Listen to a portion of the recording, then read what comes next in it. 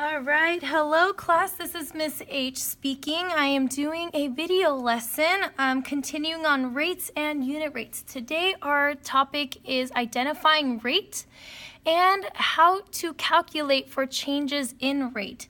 Now in front of me are the notes that we took this last week on unit rates. We identified that the keyword per resembles or symbolizes, as you see in words, the number 1. Okay, as in $2.35 per gallon. If you go to the grocery store, you'll probably see $1.99 per gallon of milk. We have identified a few units of measurement regarding time, length, and weight. So that's a quick review for us, okay? Today we're going to be talking about the difference between rate and ratio. So, ratio, rate, they both have very different spellings. We have ratio, R-A-T-I-O, and rate, okay, R-A-T-E. We're going to be focusing on, most of the time today, on rate. All you really have to know about ratio is that it compares pretty much the same items. So for example, I'm going to be taking out 2 paper clips. Here's example 1 of a paper clip, and here is the second example of a paper clip. When we talk about ratios, we're looking at the same item. So here you can see I have my paper clips, but when I compare them, one's big and one is small. Okay, same thing as we would compare students. There can be boys, there can be girls, there could be students that wear glasses, students that don't wear glasses. So we're comparing the generalization of, or the big idea, sorry, not generalization, big idea of students, okay, or kids, you can even call it, okay? So that's ratio. Today we're going to be focusing on rate. Now if you have a pencil and paper in hand, you can write these notes down. A rate is pretty much a comparison between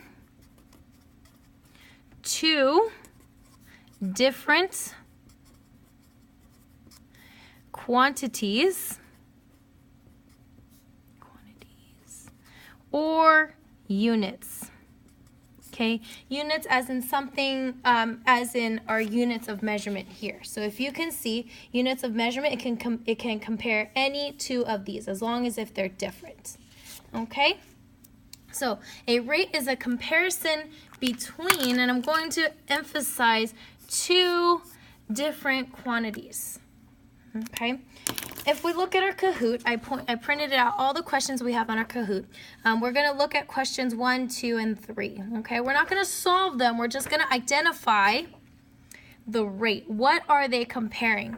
So in number 1, it says if there is 12 inches of rain in 6 hours, how much did it rain per hour? So if we look at it, we can see that the 2 things that they're comparing are inches and in hours. Okay, if you can see that on the highlight. All right, so inches per hour. Which makes more sense to you? Hours per inches or inches per hour? In this case, because it is asking us how much did it rain per hour, again, our keyword per, okay, we know that our per symbol can be symbolized more as like a fraction. This line can indicate per. So it's going to be inches per hour. Let's go ahead and take a look at number 2.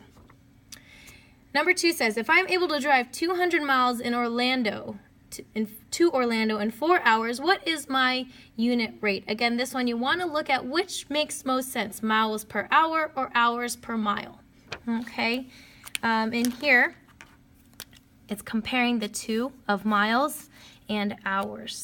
Okay, which makes most sense, miles or hours? Well, what's more common? Which one have you heard more often? Hours per mile or miles per hour, right? You might be thinking miles per hour. Okay, it might sound familiar to you if your parents drive around a lot. You can say they're MPH, and it stands for miles per hour. Okay. Number 3 says, the school has 500 students and 25 teachers. How many students are there per teacher? Okay, so again, our keyword here of per what? Per teacher. So you automatically know that teacher is going to be one of your quantities, and students as the other. Okay, so here we want to write it as students per teacher. Oops. Or you can write it this way, students per teacher. Okay? All right, let's go to another one. This one's my favorite because this one you can, number 5, you can more or less see the reality in it, okay? Number 5 says, Franco is making breakfast. He uses 36 eggs for 12 orders. How many eggs does he use per order? All right, here we go again, our keywords of per what? Per order. Here we're comparing eggs and orders.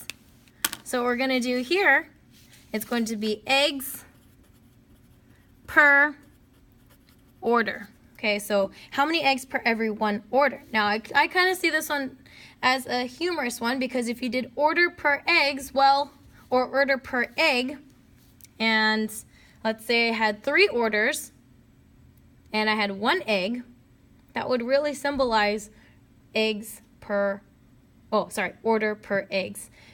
You don't really want 3 of your friends to be sharing 1 egg now. So that is kind of our lesson for today in terms of rate, okay, and identifying rate. Our next item to talk about is the change in rate, okay? Now, change in rate, I'm going to talk about my friend Sean. Where is he? Where did he go? I have a story. He has a great story. It's titled Sean the Speedy Snail by Michael Stahl. Now, we're not going to read the story. We're just going to talk about Sean. Sean here is the fastest snail in his neighborhood. Okay. Sean can travel in about a minute. So for 1 minute, did I spell minute right? Yeah, I did. For every 1 minute, he can travel a whopping 2 inches. Okay, let's set up a rate for Sean, shall we? Now, the question is it going to be minutes per inches or inches per minute? If you think about it, it makes a little bit more sense to go inches per minute. Okay, you don't want to wait for the minute to come around to get to where you need, right? You want to be able to walk at your pace and time it from there. Okay, so we're going to set this up as a little bit of a table. Okay, so we have inches per minute. I'm just going to extend that line. So first we know that it is 1 minute, so that's going to go down here, for every 2 inches. Okay, 1 minute for every 2 inches. Now, what do you think? If he went 2 minutes, how far would he go? Take a few seconds to think about it. Okay, and if you thought 4, you're absolutely correct. What if he went for 3 minutes? What if he traveled for 3 minutes? How far would he go? If you're thinking 6, you're absolutely correct. Okay, let's try another one. What if he went 4 minutes? He would travel 8. Do we see a pattern here? We're going by 2s up here and we're going by 1s down here. Well, let me ask you, what if he traveled for 10 minutes? What could we do? We could count 2, 4, 6, 8 and use our fingers, absolutely, but that's kind of the long way around. The other day we talked about setting up proportions. Okay, we can see this 2 inches per minute as this, right? Kind of like how we set it up in our unit rates. So if we can see 2 inches per minute as a fraction like this or as a rate like this, that means we can see all of our numbers here as rate, and we don't know what this one is. Okay. Now, we have to set up our proportions. We know that it's one fraction that is equal to another fraction. Okay, they're all equivalent. Well, now let me give you a hint that all of these are equivalent. Okay, all of these are equivalent. So 2 over 1 is equal to 4 over 2. Okay, if you know your fractions, you know that this is true. Okay, so we're going to use our method of cross multiply and divide. Okay, we're going to take 2 over 1. I'm going to set that up first. That's a proportion that we have. Now you can use any of these. You can go 4 over 2, 6 over 3, and we can also use 8 over 4. But we're just going to use 2 over 1 is equal to, we're going to use a variable x for 10. Okay, you can use any of these rates to solve for this number up there. Okay, so as we said, we can do cross multiply. 2 times 10 will give me 20 divided by 1, correct? Okay, so setting up my division, I'm going to have 20 divided by 1, which gives me 20. So that's how we solve for the missing quantity up here. Now, kind of cool, and it's kind of mind-blowing to me that if we do the same method down here, cross multiply, 4 times 10 will give me 40 divided by 2. 40 divided by 2, well, I know 2 can go into 4 2 times. Bring down my 0. 2 can go into 0 0 times. The same quantity, or the same number, appears. What do you think we're going to get with 6 over 3? Equals x over 10. Cross multiply. 6 times 10 is 60. I'm going to divide that by 3. Let's go ahead and put top dog in the doghouse here. 3 times what is 6? I know that's 2. 6 minus 6 is 0. Bring down my 0. 3 times 0 will give me 0. Okay, and we get 20 for all of our values. So that is how we calculate for change in rate. If somebody were ever to tell you, hey, how far can Sean travel in 30 minutes? And all you would have to do is set up your proportions, cross multiply, and divide. We'll work on practicing these in class and or the next video lesson, okay?